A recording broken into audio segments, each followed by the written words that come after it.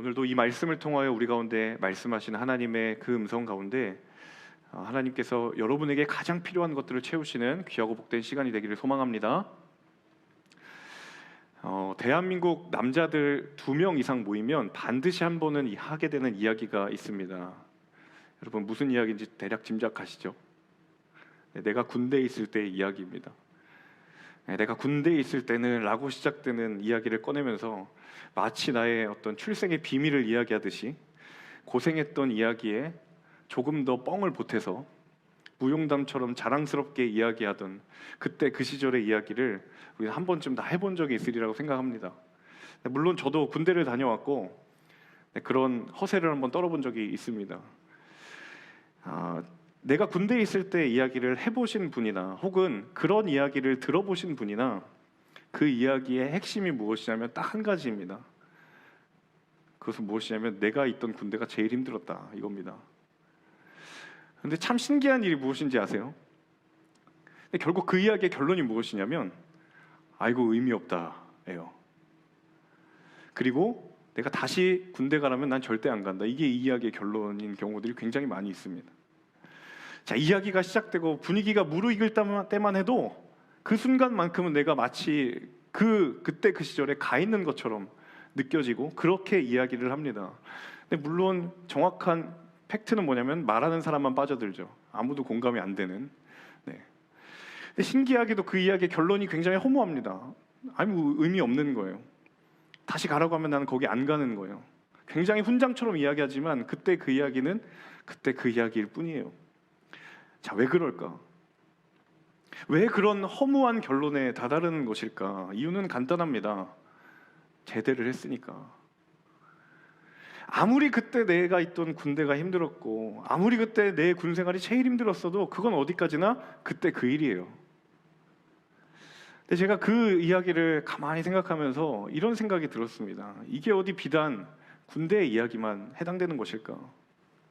우리의 삶에 그때 정말 그토록 중요했던 일, 정말 내가 집착에 가까울 만큼 소중하게 보였던 것, 그런데 참 신기하게도 시간이 흐르고 보면 내가 왜 그때 그렇게 큰 의미를 두었을까? 그땐 왜 그렇게 그 문제가 나에게 크게 다가왔을까? 그 일이 크게 보였던 것일까? 라고 생각되는 것들이 우리 주변에 생각보다 많다라는 거예요. 이유가 무엇입니까? 우리의 삶의 자리가 끊임없이 변화되기 때문이에요. 그리고 그것에 따라서 우리의 삶을 바라보는 관점이 변하고 시선이 변하는 그 경험을 하기 때문입니다. 자, 고린도후서를 통해서 우리가 바울의 생애를 살펴보고 있습니다. 이 바울의 생애를 살펴보고 있노라 하면 정말 마음이 듭니다. 정말 그렇구나. 바울의 인생을 전반전과 후반전으로 나눌 수 있습니다. 근데 그 나누는 시점이 언제냐면 사도행전 9장이에요. 주저하지 않고 사도 바울의 전반전과 인생의 후반전을 나누는 명확한 기준은 사도행전 9장입니다. 사도행전 9장에 바울이 다메섹으로 향하여 가는 길에 그때에도 어김없이 그리스도를 믿는 자들을 핍박하려고 가던 그 길에 만난 예수 그리스도. 그때만 해도 바울은 자신이 알고 있었던 사실, 예수를 믿는 사람들은 무조건 잡아서 핍박을 가해야 된다라는 그 절대 신념이 자기 가운데 있었고 그것을 인생의 훈장처럼 여겼던 것이 바로 그 지점에서 다메섹 그 도상에서 예수를 만난 그 순간에 그의 영적인 삶의 자리가 바뀌면서 인생을 향한 그의 시선과 관점이 그의 인생을 향해 하나님이 가지고 있는 시선과 관점의 변화를 경험하게 되었다라는 거예요. 그리고 그 변화는 이전에 내가 자랑스럽게 여겼던 그 모든 것들이 이제는 더 이상 자랑이 아니게 되었던 것이죠. 예전에 내가 목숨같이 지켰던 그 인생의 자랑거리가 이제는 바울의 표현처럼 당장 흘려보내야 할 배설물이 되어버린 겁니다. 더 이상 이제 나는 거기에 내 인생을 걸 이유가 없다라는 사실을 깨닫게 된 거예요. 세상에서 자랑스럽게 여기던 것들이 이전에 나의 자랑이었다면 이제 그 자랑에 대한 나의 대답이 달라진 거예요. 세상의 자랑에 대한 나의 대답, 더 근본적으로는 세상의 자랑에 대해서 하나님이 내게 주시는 하나님의 대답이 그에게 주어지는 거예요. 저는 오늘 이 말씀을 나누는 가운데 바울뿐만 아니라 저와 여러분의 인생에 수많은 직면하는 세상의 자랑에 대한 하나님의 대답을 발견하는 귀하고 복된 시간이 되기를 주님의 이름으로 축복합니다. 이 대답을 발견하고 그 대답을 붙드는 은혜의 결단이 있기를 주님의 이름으로 축복합니다. 먼저 크게 세 가지 부분으로 함께 나누어 보고자 하는데요. 먼저 12절과 13절 같이 읽어보도록 하겠습니다. 12절 13절 함께 읽습니다. 우리는 자화자찬하는 사람들의 아류가 되거나 그런 사람들과 비교하려 하지 않습니다. 그들은 자기들끼리 재고 자기들끼리 비교하니 지혜롭지 못합니다. 그러나 우리는 정도 이상으로 자랑하지 않고 오직 하나님께서 정해주신 분량의 범위 안에서 자랑하려고 합니다. 우리의 자랑은 곧 우리가 여러분에게까지 다다른 정도입니다. 첫 번째는요, 바울은 왜 자기 자랑을 할 수밖에 없었을까 하는 것입니다. 바울은 왜 자기 자랑을 할 수밖에 없었을까? 여러분, 바울이 살았던 이 1세기 헬라 사회에는요, 자기가 자신을 스스로 자랑하는 행위를요 굉장히 어리석은 행위로 간주했다고 해요. 그러니까 다른 사람이 나를 칭찬하는 것 말고 내가 내 자랑을 하는 것은 굉장히 수준 낮은 행위예요. 그때는 그렇게 여겨졌다라는 거예요. 그래서 그런 사람이, 자기를 자랑하는 사람이 영향력을 행사한다라는 건 불가능한 얘기였어요. 여러분, 그때만 해당되는 얘기입니까? 지금도 어떠세요? 과도하게 자기 자랑에 심취해 있는 사람들을 여러분 좋아하는 사람이라고 별로 없습니다. 순모임의 나눔을 하면서 시종일관 그 나눔의 내용이 내 자랑, 그런 나눔 듣고 있으면 여러분 당장이라도 중지시키고 싶은 마음이 있죠. 지금 사실 고린도 교회 성도들에게 보여주는 이 반응, 바울의 대적자들이 자신을 자랑하면서 고린도 교회의 성도들을 미혹시켰는데 그들이 그 미혹에 지금 넘어갔다라는 건 그 당시의 상황에서는 굉장히 일반적이지 않은 거예요. 왜냐하면 자기를 자랑하면 사람들은 보통 어떻게 생각하냐면 굉장히 덜 떨어진 사람으로 그렇게 인식을 했는데, 지금 이 교회 안에서는 그 자랑이 먹혀 들어가고 있는 거예요. 오늘 본문을 읽으면서 여러분 눈치 빠른 분은 확인하셨겠지만 이 12절 18절 사이에 무려 7번이나 반복되는 단어가 있습니다. 그 단어는 바로 자랑이에요. 본문의 화두가 자랑인 거예요. 자, 그런데 이 7번이나 반복되는 자랑이라는 단어가 여러분 눈에 딱 보기에는 똑같은 단어처럼 보이지만요, 전혀 다른 두 개의 의미의 자랑이 있습니다. 고린도 교회 안에는 두 가지의 상반된 자기 자랑이 있었어요. 첫 번째는 거짓 교사들의 자랑, 바울을 대적하는 사람들의 자랑이 있었고, 두 번째는 바울의 자랑이 있었어요. 자, 겉으로 보기에는 다 나를 드러내는 자랑 같지만 이 두 가지의 자랑은 본질적으로 다릅니다. 첫 번째, 대적자들, 거짓 교사들의 자기 자랑은 무엇이냐면 나를 드러내기 위한 자랑이에요. 어떻게 해서든지 나의 지식과 나의 혈통과 나의 신앙의 연수와 나의 성경에 대한 지식을 드러내기 위하여서, 그리고 궁극적으로는 그 목적을 통해서 바울을 대적하게 만들고, 그리고 고린도 교회 교인들을 내 편으로 만들기 위한 그 목적이 있었던 거죠. 반면에 바울의 자랑은 무슨 이유였나요? 바울이 자기를 자랑하는 이유는 오직 한 가지입니다. 고린도 교회를 바로 그 미혹의 유혹으로부터 보호하는 거예요. 그렇게 넘어가지 않도록. 그리고 그들을 보호해서 복음으로 충만하게 만들기 위한 목적이에요. 그래서 자기 자랑하는 거예요. 고린도후서에서 계속적으로 바울이 이야기하지만 바울은 할 수만 있다면 성도들에게 내 이야기 하고 싶지 않았던 사람이에요. 자기 자랑을 하고 싶지 않았던 사람이에요. 할 수만 있다면 그 선택만큼은 피하고 싶었던 사람이라는 거예요. 자, 그런데 그럼에도 불구하고 왜 여러분 10장부터 11장, 12장에 이르면 바울이 굉장히 바울의 평소의 모습과는 다르게 자기 자랑을 막 늘어나요. 조금만 참으면 될 것 같은데 왜 갑자기 바울이 태도를 바꾸었을까? 거기에는 분명한 영적인 이유와 동기가 있었기 때문이에요. 진짜 바울이 자기 자랑을 할 수밖에 없었던 분명한 이유와 동기가 있었기 때문에 자신을 드러내고 있는 거예요. 사랑하는 여러분, 구별된 동기가 구별된 결과를 낳게 됩니다. 구별된 동기는 구별된 결과를 낳게 돼요. 생각해 보세요. 그들도 자기 자랑을 하고 바울 자신도 나를 드러내고 자랑하는데 겉으로 보면 다 똑같은 자기 자랑 아닌가? 그렇다면 바울의 자랑은 그들과 뭔가 다른데 무엇에서 구별되는가? 이게 바울의 고민이었어요. 그리고 그것을 계속적으로 말해주기를 원했어요. 네, 바울의 고민의 대답은 무엇이냐면 내가 자기를 자랑하는 그 동기가 구별되어 있으면 반드시 구별된 결과를 낳게 될 것이다라는 거예요. 세상에는요, 구별된 결과만 중요합니다. 결과가 구별되면 동기야 똑같은 구별되든 상관없어요.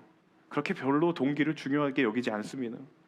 보이지 않는 내면의 동기가 구별되는 것보다 결과가 구별되는 것이 더 중요한 거예요. 그리고 세상은 구별된 결과만 우리 손에 있다면 그 동기도 구별될 수 있다라고 속삭입니다. 여러분, 그런데 정말 그러한가요? 정말 그러하냐고요? 정말 구별된 결과가 구별된 동기를 보장해 줍니까? 결과가 구별되었다고 해서 그 동기마저 구별된 것이라고 여러분 자신 있게 말할 수 있느냐라는 거예요. 특별히 여러분 20대의 청년의 시기를 살아가시면서 크리스천이든 넌 크리스천이든 믿음을 가졌든 가지지 않았든 그것과 상관없이 우리는 다 열심히 우리에게 주어진 삶을 살아갑니다. 캠퍼스에서는 학점을 관리하고 스펙을 쌓고 그 다음 진로를 준비하고 직장에서는 조금 더 내가 더 나은 자리로 나아가기 위해서 정말 열심히 노력을 합니다. 그들도 노력을 하고 그들도 나도 노력을 해요. 그들도 자신을 드러내려고 하고 나도 그 수고와 노력을 통해서 나를 드러내려고 합니다.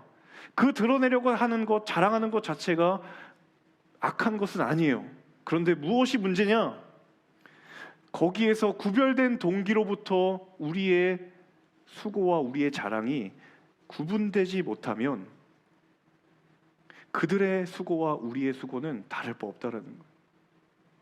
모두가 동일한 목표를 향해서 열심히 뛰어가는 그 과정 가운데 우리가 반드시 던져야 될 물음이 무엇이냐? 내 안에 구별된 동기가 있는가? 바꾸어 이야기한다면 나는 무엇을 위해서 이토록 열심히 뛰고 있는가?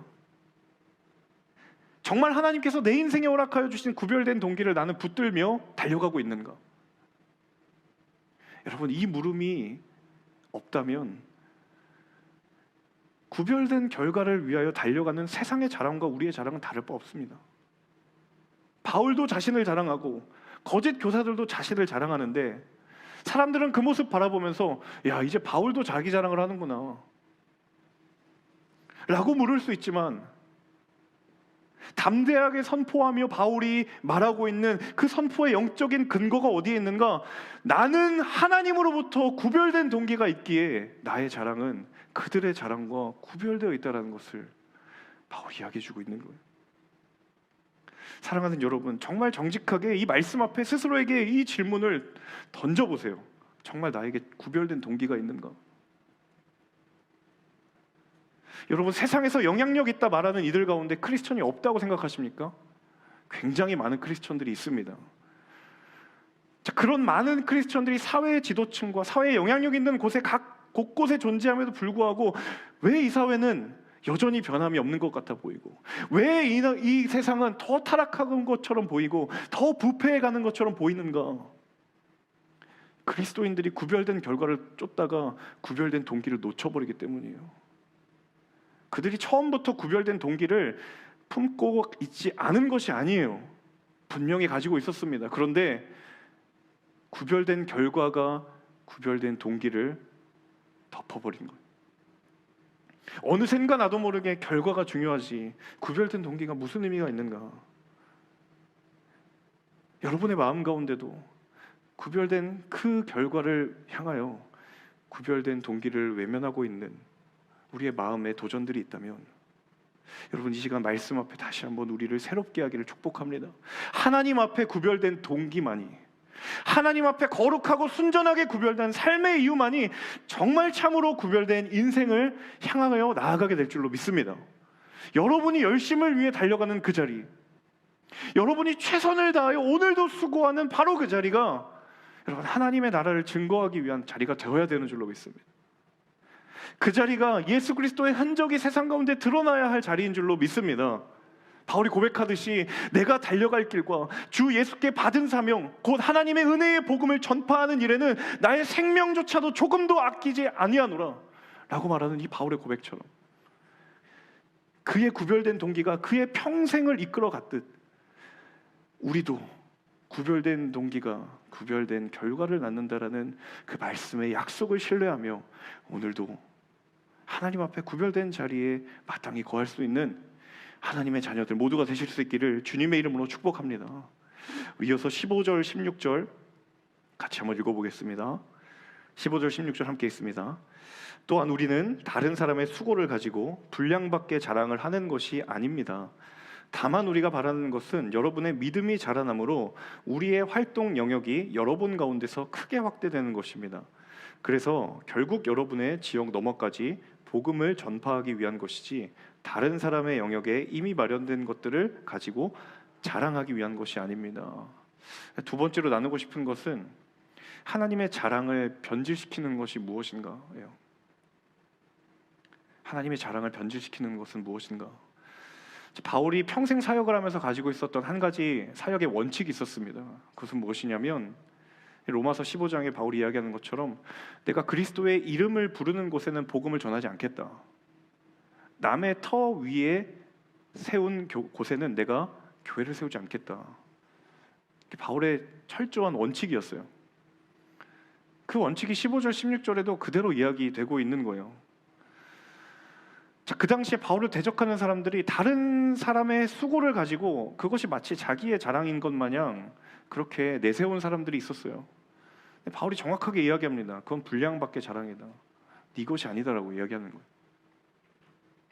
다른 사람의 영역에 이미 다른 사람의 수고를 통해서 쌓여진 것들을 가지고 나는 그것을 가지고 자랑하는 것이 아니다라고 이야기합니다.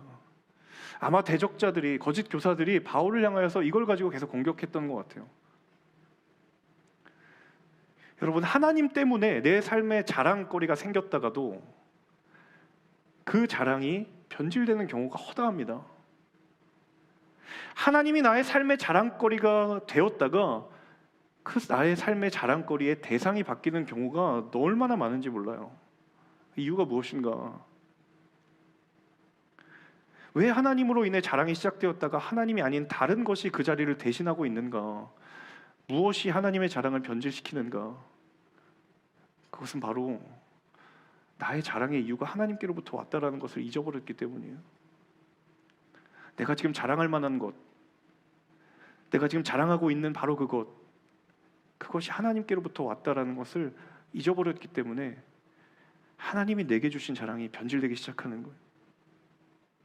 왜 바울의 대적자들이 자신의 수고가 아닌 것도 마치 자기의 수고인 것 마냥 그것의 수고의 열매로 취하는가? 그들의 자랑의 거리가 나에게서 비롯되었다라고 생각했기 때문입니다. 사랑하는 여러분, 하나님께 자랑의 뿌리를 두는 삶은 변질되지 않는 줄로 믿습니다. 하나님께 나의 자랑의 뿌리를 두는 삶은 결코 변질되지 않는 줄로 믿습니다. 왜 우리 안에 집착이 우리를 괴롭히는가? 왜 우리 안에 있는 비교의식이 우리를 낙심하게 하는가?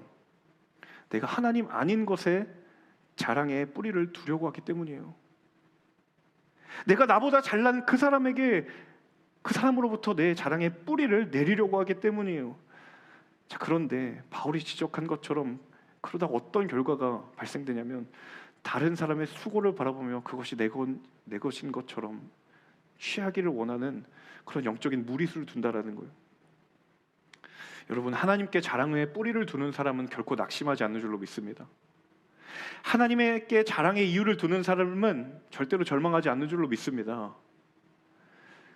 바울이 고백하잖아요. 이제 내가 사람에게 좋게 하랴, 하나님에게 좋게 하랴, 사람을 기쁘게 하랴. 내가 지금까지 사람에게 기쁨을 구하였다면 나는 그리스도의 종이 아니니라. 내 자랑의 모든 근원과 뿌리가 하나님께 있기 때문에 그래서 버틸 수 있고 그래서 나를 대적자들과 비교하는 고린도 교회의 이 말도 안 되는 공격에 나는 흔들리지 않을 수 있는 거예요. 여러분, 이 고백을 품은 저와 여러분 되실 수 있기를 주님의 이름으로 축복합니다. 여러분의 삶에도 여러분의 시선에 끊임없이 나를 비교시키는 그 대상이 무엇입니까? 그 사람이 누구입니까? 나는 그렇다라고 생각하지 않지만 어느덧 나도 모르게 거기에 내 자랑의 뿌리를 심으며 그것으로부터 내가 자랑하기를 원한다면 여러분, 그 뿌리를 뽑으셔서 다시 한번 여러분을 지금 있게 하신 하나님께 뿌리를 내리는 귀하고 복된 은혜의 결단이 있기를 주님의 이름으로 축복합니다. 이어서 17절과 18절 함께 같이 읽어보도록 하겠습니다. 17절과 18절입니다. 자랑하는 사람은 주 안에서 자랑하도록 하십시오. 옳다 인정함을 받는 사람은 자화자찬하는 사람이 아니라 오직 주께서 칭찬하시는 사람입니다. 자, 마지막 바울을 통해 우리가 배우는 것은, 함께 저를 따라해 봅시다. 무엇이 나의 자랑인가? 지금 바울은요, 계속 같은 이야기를 이렇게도 말하고 저렇게도 말하고 똑같은 이야기를 표현을 달리해서 반복하고 있어요. 자, 자랑하는 사람은 주 안에서 자랑하십시오. 이 말을요, 사실 바울이 이야기하려고 구약의 한 구절을 끌어온 거예요. 바울이 한 얘기가 아니라 사실 이 한 얘기에 원래 원작자가 있습니다. 자, 구약의 예레미야에 있는데요. 예레미야 9장 24절에 이 바울의 고백의 원조가 여기 있습니다. 같이 한번 예레미야 9장 24절 함께 읽어보도록 하겠습니다. 자막을 통해서 함께 읽습니다. 자랑하는 자는 이것으로 자랑할지니 곧 명철하여 나를 아는 것과 나 여호와는 사랑과 공의의 정의를 땅에 행하는 자인 줄 깨닫는 것이라.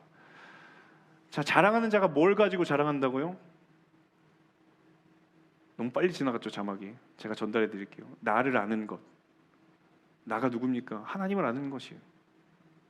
그 하나님이 이 땅에 사랑과 공의와 정의를 행하는 분이심을 깨닫는 것. 한마디로 이야기하자면 하나님을 아는 것으로 자랑하라는 거예요. 여러분, 이 말씀을 그대로 받아서 우리에게 한번 물어봅시다. 나의 자랑은 무엇인가? 바울의 고백처럼, 예레미야의 고백처럼 정말 여러분 하나님 아는 것이 자랑스러우세요?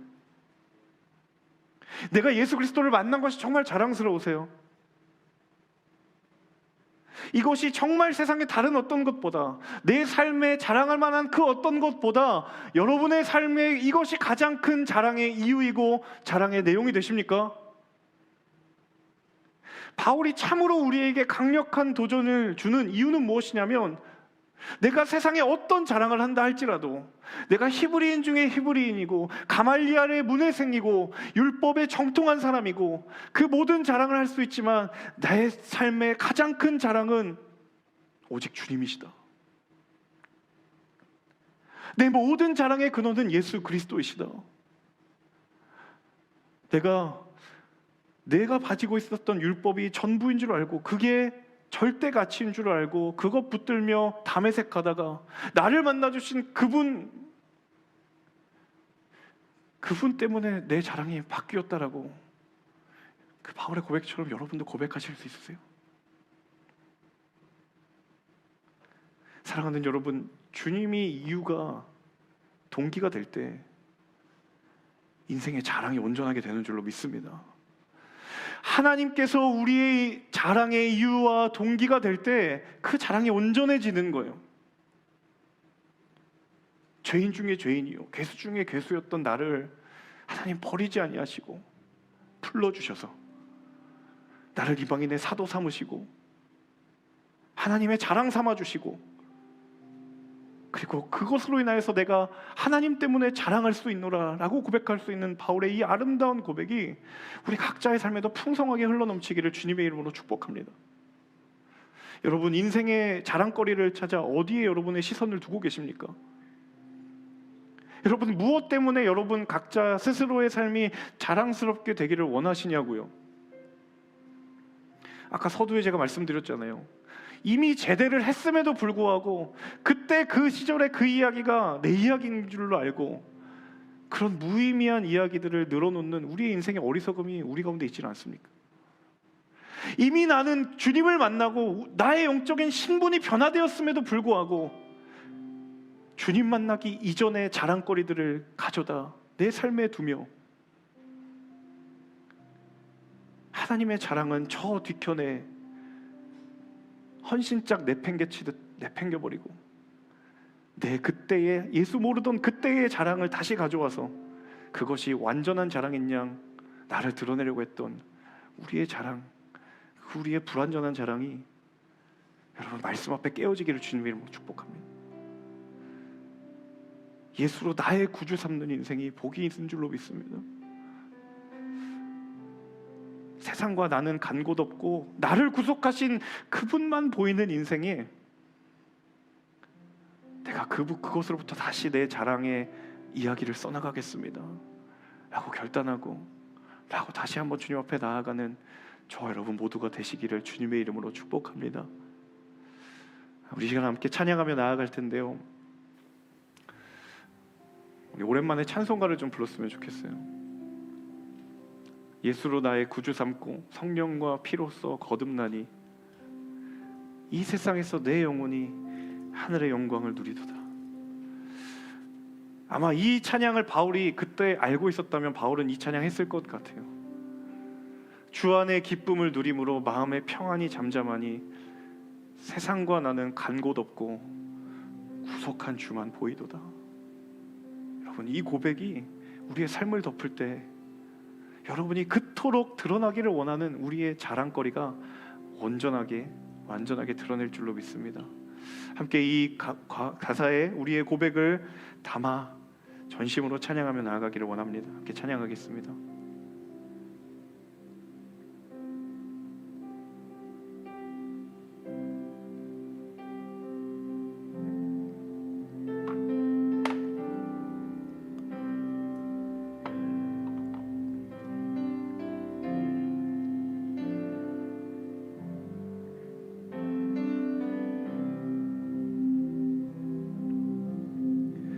예수로 나의 구주 삼고 성령과 피로써 거듭나니 이 세상에서 내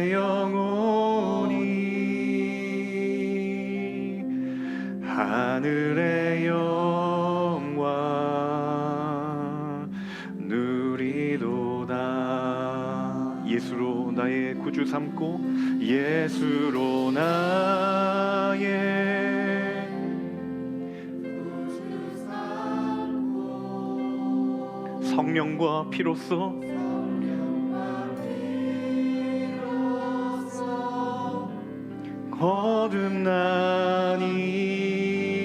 거듭나니 이 세상에서 내 영혼이 하늘의 영광 누리도다. 이것이 나의 간증이요 이것이 나의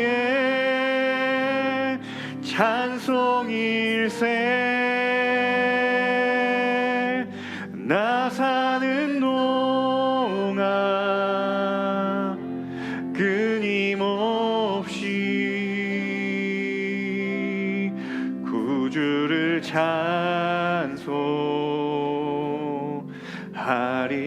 찬송하리로다. 주 안의 기쁨 누림으로 주 안의 기쁨 누림으로 마음의 풍랑이 잔잔하니 세상과 나는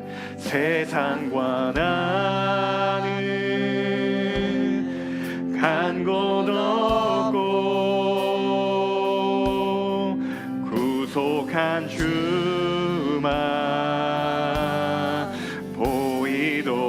그 고백을 담아 우리 함께 일어나서 찬양하겠습니다. 이것이 나의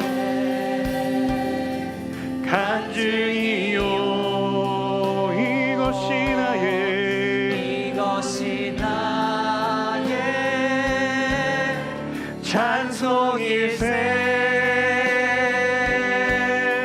나 사는 동안 끊임없이 구주를 찬송. 우리 전심으로 고백하며 나아갑니다. 이것이 나의 간증이요, 이건 나의 간증이요, 이것이 나의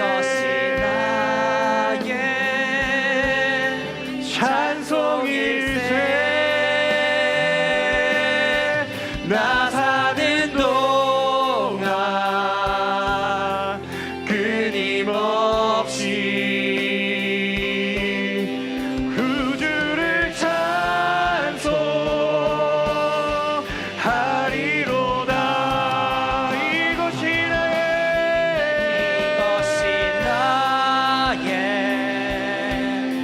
간증이요, 이것이 나의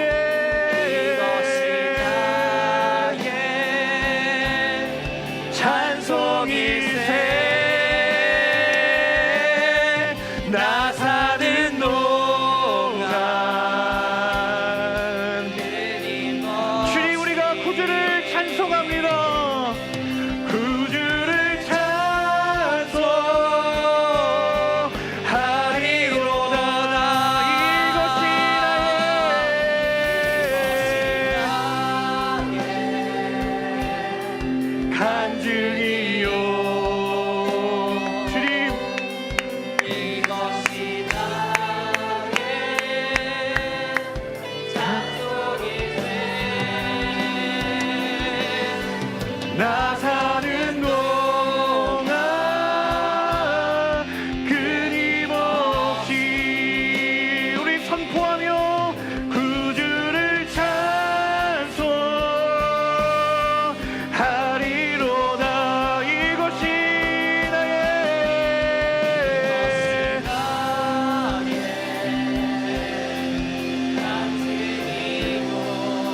이것이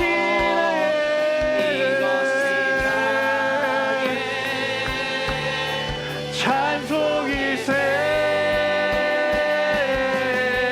나 사는 동안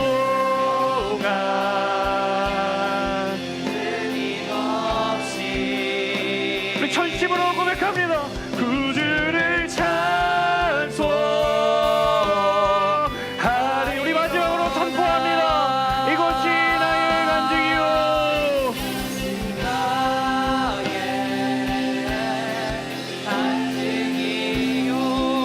이것이 나의